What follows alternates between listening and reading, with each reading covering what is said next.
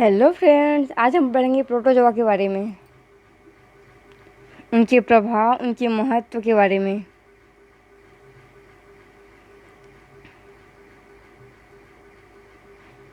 Protozoa का आर्थिक महत्व। प्रोटोजोआ एक कोशिकीय व सूक्ष्मदर्शी जंतु होते हैं। ये जल, नम मिट्टी, वायु और अन्य जंतुओं तथा पौधों के शरीर में भी पाए जाते हैं। ये लाभदायक और हानिकारक दोनों ही प्रकार के होते हैं। लाभदायक प्रोटोजोआ। पहला, स्वच्छता के लिए उपयोगी। असंख्य होलोजोइक प्रोटोजोआ विविध प्रकार के जलाशयों में क्षरण उत्पन्न करने वाले जीवाणुओं को खाते हैं और इस प्रकार अप्रत्यक्ष रूप से जल को शुद्ध करने में सहायक होते हैं। ये प्रोटोजोआ स्वच्छता बनाए रखकर तथा जल को पीने के लिए उपयुक्त बनाकर आधुनिक सभ्य जगत के सुधार में एक महत्वपूर्ण कार्य करते हैं।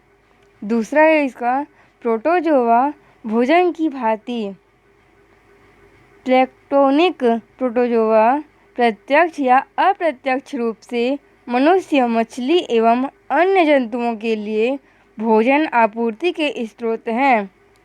संसार के महासागरों में मिलने वाली असंख्य एवं जटिल भोजन श्रृंखलाओं में से ये सबसे पहली कड़ी बनाते हैं।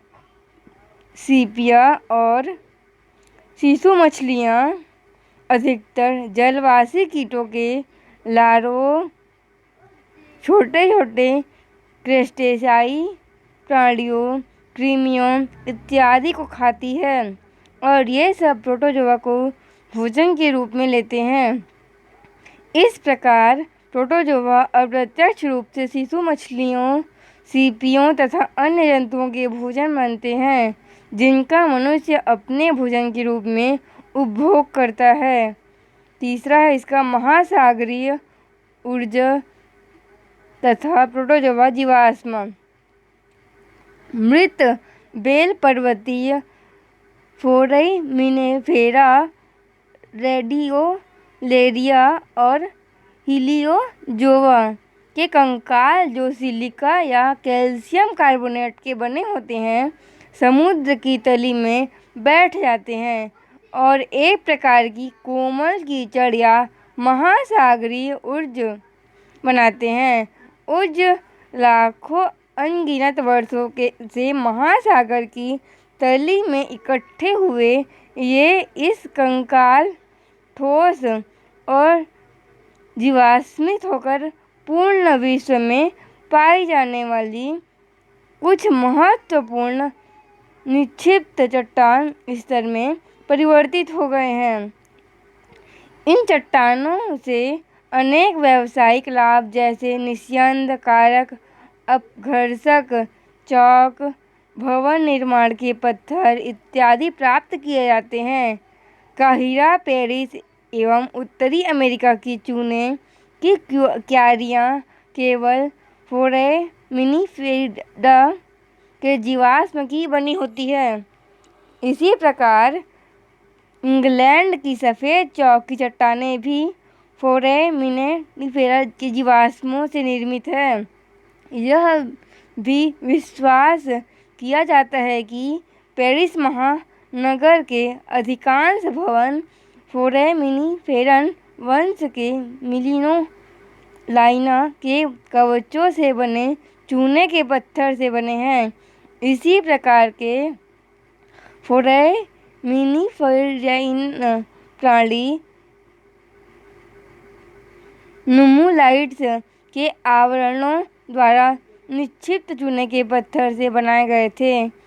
फ्लिंट एवं चर्ट प्रकार की कठोर चट्टानों में रेडियोलेरियन जीवाश्मों का बहुमूल्य पाया जाता है। ट्रिपोली पत्थर, जिसका प्रयोग पॉलिश करने के चूर्णों में किया जाता है, में भी रेडियोलेरियन जीवाश्म आंशिक रूप से मिलते हैं। चौथा है सहजीवी प्रोटोजोआ। कई प्रोटोजोआ दूसरे के साथ सहजीवी रूप में पाए जाते हैं। इस प्रकार का संगठन प्रायः दोनों प्राणियों के लिए लाभदायक होता है। इसमें दोनों प्राणी एक दूसरे पर इतने निर्भर हो जाते हैं कि वे एक दूसरे के बिना जीवित नहीं रह सकते हैं और उनके एक दूसरे से पृथक हो जाने पर दोनों ही मर जाते हैं। कई आंतरिक फ्लैजिलेट जैसे ट्राइकोनिम्फा, कोलोनिम्फा इत्यादि सहजीवियों के जाने पहचाने उदाहरण हैं जो दीमकों एवं बुडरोचों में पाए जाते हैं। वीलैंड के अनुसार ये फ्लैजिलेट अपने परपोषियों के जीवन के लिए अत्यधिक आवश्यक होते हैं। ये पौधों में पाए जाने वाले सेलुलोज को पचाकर परपोषियों तथा अपने लिए घुलनशील ग्लूकोज में बदल देते हैं। हानिकारक प्रोटोजोआ। पहला है इसका जल प्रदूषण। जहाँ कुछ प्रोटोजोआ जल की स्वच्छता में सहायक होते हैं, वहीं कुछ प्रोटोजोआ जल प्रदूषण भी करते हैं। कुछ मुक्तजीवी प्रोटोजोआ जैसे यूरोग्लेनाप्सिस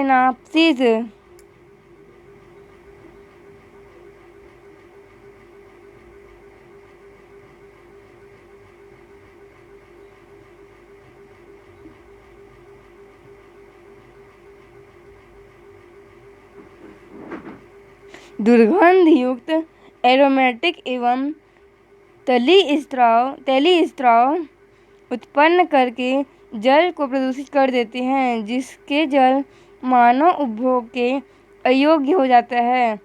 समुद्र में रहने वाले कुछ जैव संदिप्त डाइनोफ्लैजिलेट जैसे नॉक्टिल्यूकर, जिम्नोडियम और गोनियोलेक्स कभी कभी इतनी अधिक संख्या में हो जाते हैं कि उनके कारण समुद्र का जल लाल दिखाई देने लगता है। इस घटना को ब्रूमिंग कहा जाता है और समुद्र में प्रायः देखे जाने वाले लाल ज्वार इसी के कारण उत्पन्न होते हैं। इस लाल जल के बनने से समुद्र का जल गंदा और दुर्गंध युक्त हो जाता है।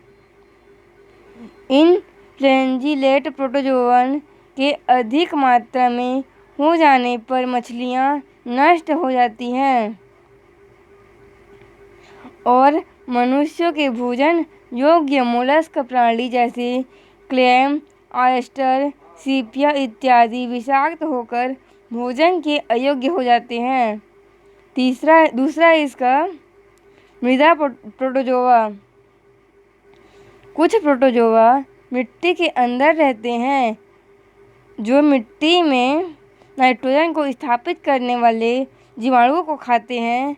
इस प्रकार के जीवाणुओं की सक्रियता कम हो जाती है, जिससे मिट्टी में नाइट्रोजन की मात्रा में कमी हो जाती है।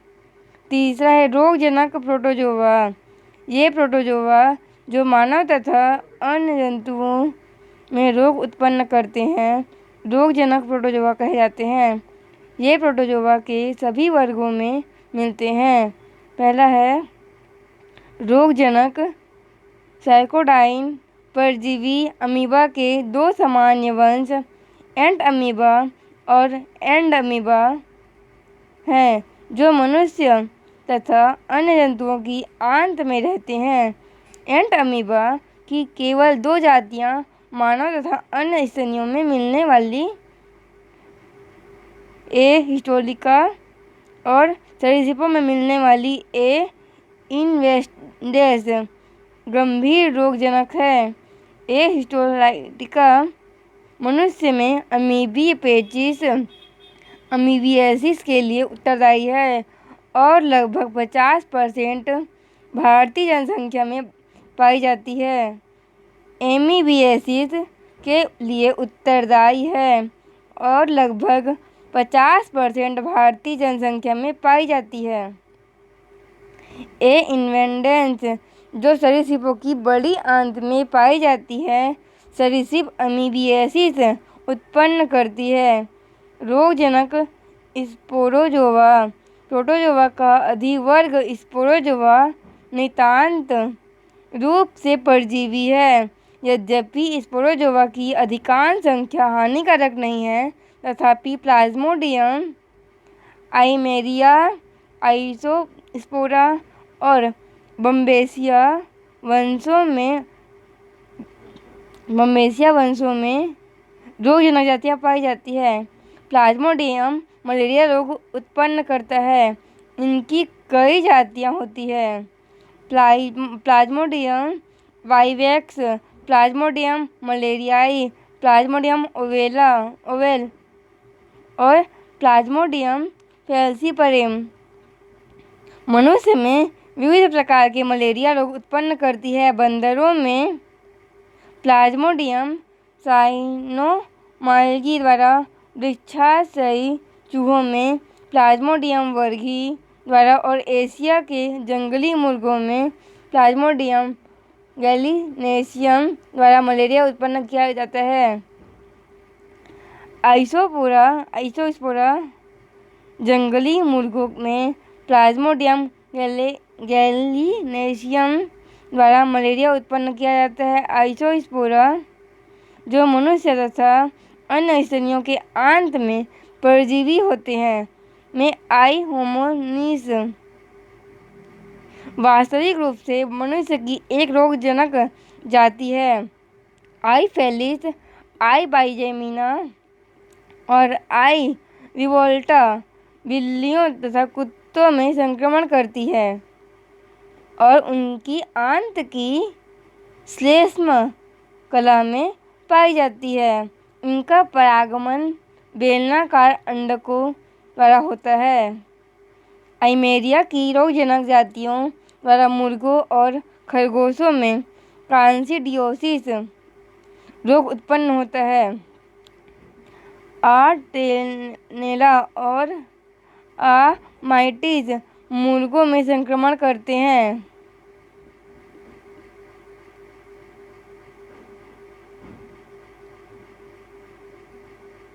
जबकि माना और स्टडी खरगोशों को संक्रमित करते हैं। कुत्तों में कैनिस, बिल्लियों में फेलिना, पशुओं में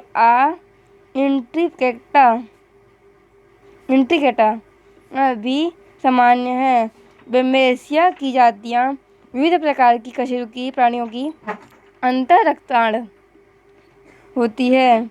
पशुओं में पाई जाने वाली जाति बम्बेसिया बाइजेमिना उनमें घातक हीमोग्लोबिनूरिक ज्वर, रक्त मूत्र ज्वर या टेक्सास ज्वर उत्पन्न करती है। इक्वी घोड़ों में रोडेनी, चूहों में फेलिस, बिल्लियों में मोटेसी, बकरियों में इत्यादि में क्रमशः दुर्दम पीलिया, रक्तहीनता और ज्वर उत्पन्न करती है। तीसरा है रोगजनक सिलिएट। बैक्टीरियम कोलाई ही एकमात्र प्रमुख रोगजनक सिलिएट परजीवी प्राणी है। यह मनुष्य की आंत में और कभी-कभी मेंढकों में पाया जाता है।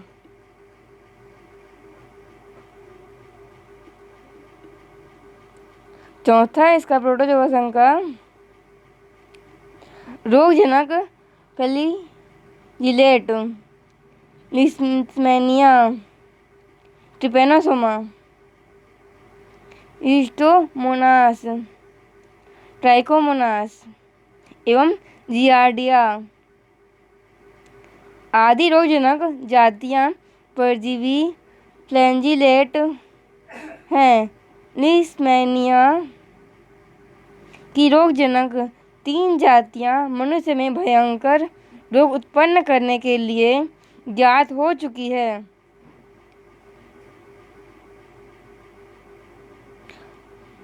लीडोनोवनी पीला तथा यकृत का रोग, काला आजार,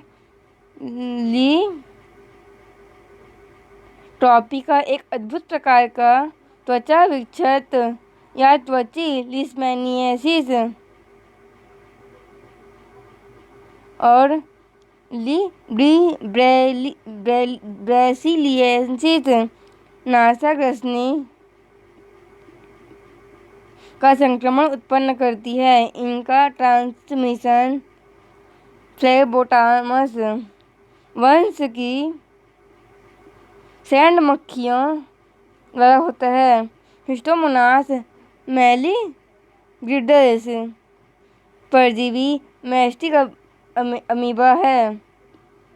ट्राइकोमोनास की परजीवी जातियों में से ट्राइकोमोनास वेजाइनैलिस स्त्रियों में वेजाइनल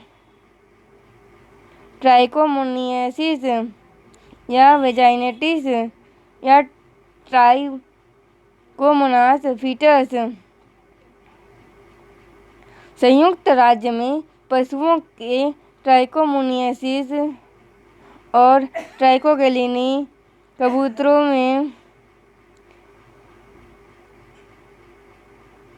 संयुक्त राज्य में पशुओं के ट्राइकोमोनियासिस और ट्राइकोगेलिनी कबूतरों में पिरुओं और मुर्गियों में रोग उत्पन्न करती है।